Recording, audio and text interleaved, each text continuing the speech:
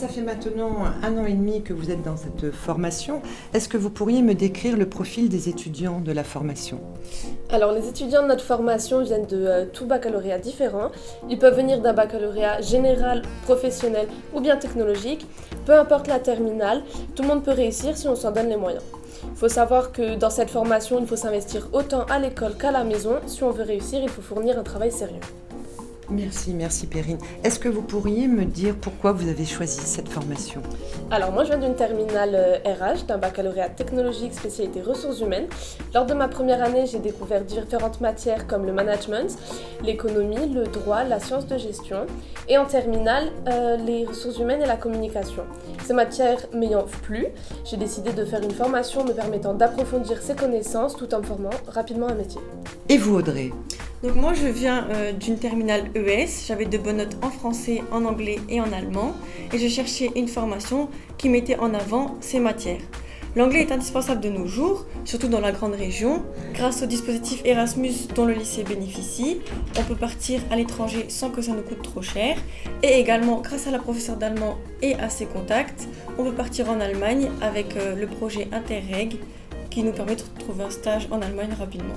Le BTS SAM prépare au métier d'Office Manager. Est-ce que vous pourriez m'expliquer en quoi consiste ce métier?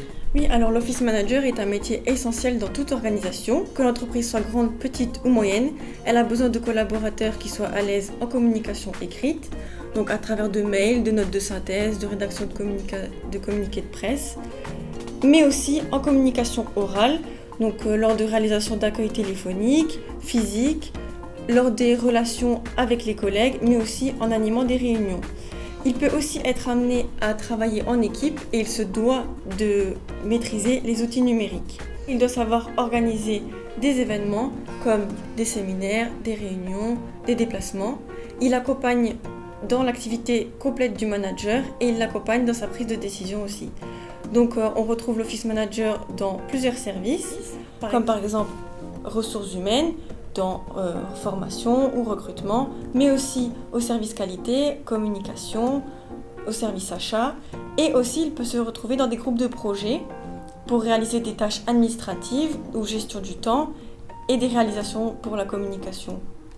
Est-ce que vous pourriez me dire ce que vous avez apprécié durant notre formation? Alors j'ai beaucoup apprécié le soutien de différents professionnels comme notre marraine qui nous ont accompagnés durant ces 2 ans. Ils sont venus plusieurs fois pour échanger avec nous et animer des ateliers. Ça a permis de donner un réel sens à notre futur métier.